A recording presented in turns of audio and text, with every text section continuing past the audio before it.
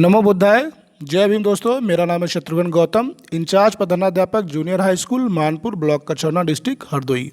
आप सभी मित्रों का मेरे यूट्यूब चैनल पे स्वागत है। इस वीडियो के माध्यम से मैं आपके साथ एक सूचना शेयर करना चाह रहा था। जो आपका प्रशिक्षण चल रहा है बीआरसी पे मिशन प्रेरणा मॉड्यूल्स का गूगल मीट के ऐप के माध्यम से, तो उस प्रशिक्षण पे जब मेरा पहले दिन प्रशिक्षण हुआ था तो केवल एक लिंक दिया गया था जिस पे आपको पहले एक दिन पहले रजिस्ट्रेशन करना होता था और प्रशिक्षण के बाद उस पर आपको फीडबैक देना होता था। लेकिन अब जो नया इसका प्रारूप बदल गया है, अब आपको क्या करना है, गूगल मीट पे जैसे ही आप वहाँ पे मीटिंग के लिए ज्वाइन होंगे तो वहीं पे आपको एक लिंक दिया जाएगा। उस लिंक के माध्यम से आपको जो है एक टेस्ट करवाया जाएगा प्री और पोस्ट के नाम से। तो ये जनपद और ब्लॉक वाइज अलग अलग है, हर जनपद में हर ब्लॉक में ये अलग अलग हो रहा है। तो मैं चाह रहा था कि इस तरीके के जो भी सूचनाएं दी जाएंगी या इस पे किस तरीके के प्रश्न पूछे जाएंगे वो आपको मालूम हो जाना चाहिए। तो इस वीडियो के माध्यम से मैं आपको यही दिखाना चाह रहा हूँ कि किस तरीके के प्रश्न पूछे जा रहे हैं और किस तरीके से आपको अपनी सूचनाएं देनी है, क्योंकि अगर यहाँ पे आप गलती करेंगे तो हो सकता है आप प्रशिक्षण के उपरांत भी अनुपस्थित हो जाएं। तो आपको जब भी आप वहाँ पे गूगल मीट पे ज्वाइन करें तो सबसे पहले आपको यहाँ पे ये लिंक पे जाके फॉर्म भरना होगा। गूगल फॉर्म है ये, इसके अगर इसको आपने नहीं भरा तो आपकी अटेंडेंस नहीं लगेगी, क्योंकि इसी से आपकी अटेंडेंस लगनी है। तो शुरू करते हैं वीडियो। अगर हमारे चैनल पे पहली बार आया है तो प्लीज़ इसको लाइक करें, शेयर करें और सब्सक्राइब करना तो बिल्कुल मत भूलें। तो यहाँ पे ये है, आप देखेंगे इसका टाइटल शिक्षक अभिमुखीकरण प्रशिक्षण के नाम से ये होगा, जिसमें आपका नाम पूछा जाएगा, आपका पद नाम पूछा जाएगा और उसके बाद विद्यालय का नाम। इसको आप हिंदी और इंग्लिश में आप इसको अंग्रेजी के कैपिटल लेटर में भरिएगा, हिंदी में मत भरिएगा। हालांकि वैसे इसमें कुछ दिया नहीं है ऐसा कुछ, आप भर सकते हैं हिंदी में भी। और यहाँ पे फिर आपका व्हाट्सअप जिससे आप चलाते हैं उसका नंबर और जिस डेट में आप प्रशिक्षण ले रहे हैं उसकी डेट और कौन सा समय है, सुबह 8:30 से 11:30 वाला है या 2 से 5 वाला समय है, वो यहाँ पे भर देंगे। उसके बाद फिर आपसे यहाँ पे कुछ प्रश्न पूछे जाएंगे। तो ये प्रश्नों के प्रारूप हैं, इसी बेस पे आपसे प्रश्न पूछे जा सकते हैं। तो इस तरीके के प्रश्न आएंगे। देखिए, प्रशिक्षण में कौन कौन सी हस्तपुस्तिका की चर्चा की गई। तो इसमें आपके तीनों हस्तपुस्तिकाओं के फिलहाल चर्चा की जा रही है, तो यहाँ पे तीनों हो जाएगा। अगला है कक्षा 1 में हिंदी का प्रेरणा लक्ष्य क्या है। तो आपको पता है कक्षा 1 में हिंदी का जो प्रेरणा लक्ष्य है वो निर्धारित सूची से 5 शब्दों का पहचानना है। और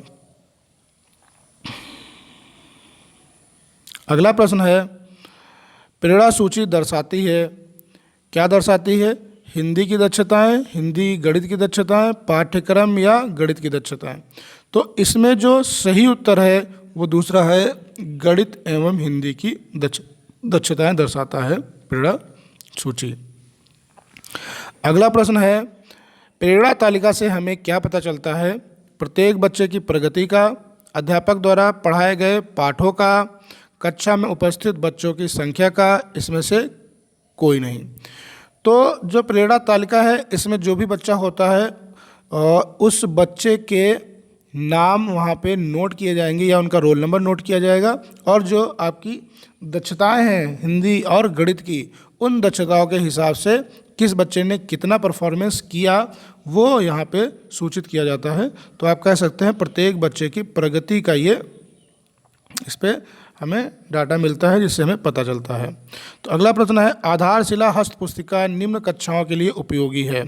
तो देखिए, यहाँ पे जो आधारशिला हस्तपुस्तिका से प्रश्न पूछा जाता है तो इसके बारे में थोड़ा सा कन्फ्यूज़न हो जाता है, क्योंकि आधारशिला 1 और 2 कक्षा के बच्चों की दक्षताओं के लिए होता है।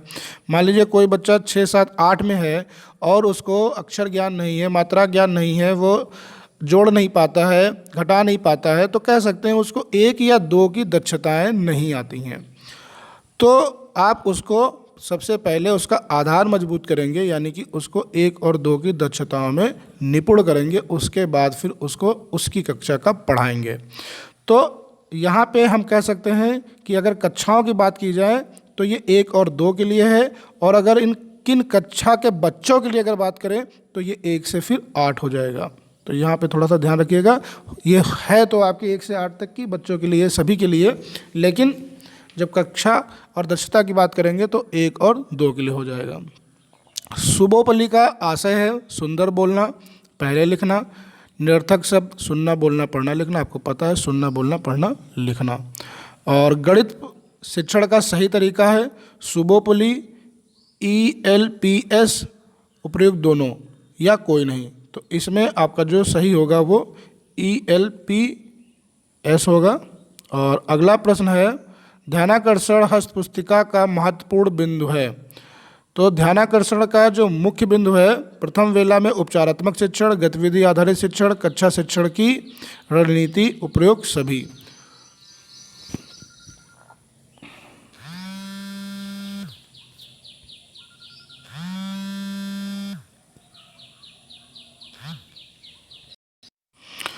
तो ध्यानाकर्षण हस्त पुस्तिका का महत्वपूर्ण बिंदु है प्रथम वेला में उपचारात्मक शिक्षण, उपचारात्मक शिक्षण इसमें दिया जाता है। और गतिविधि आधारित शिक्षण, गतिविधि आधारित शिक्षण भी इसमें रहता है। कक्षा शिक्षण की रणनीति, कक्षा शिक्षण की रणनीति, यानी कि इसमें हम कह सकते हैं उपयुक्त सभी सही हैं। NCF 2005 एवं RTE 2009 के बारे में बताया गया है। तो इसमें आपका आधारशिला ध्यानाकर्षण या शिक्षण संग्रह में से किसको बताया गया है? तो इसमें ये शिक्षण संग्रह के बारे में बताया गया है। और अगला है प्रेरणा लक्ष्य का क्या उद्देश्य है? तो प्रेरणा लक्ष्य का प्रत्येक बच्चा सीखता है, प्रत्येक बच्चे को सिखाना है, उपयुक्त दोनों।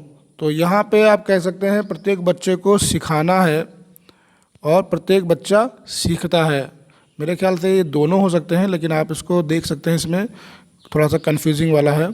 और फिर प्रशिक्षण के संबंध में आपके विचार 50 शब्द के आप लिखने हैं। प्रशिक्षण आपको कैसा लगा और इसमें क्या और बेहतर किया जा सकता है और आपके क्या सुझाव हो सकते हैं। तो इस तरीके से आप इसको फिल करके आप इसको सबमिट कर देंगे तो ये आपका टेस्ट हो जाएगा। तो अगर वीडियो पसंद आए तो प्लीज़ इसको लाइक करें, शेयर करें, चैनल को सब्सक्राइब करना बिल्कुल मत भूलें। जय हिंद, जय भारत।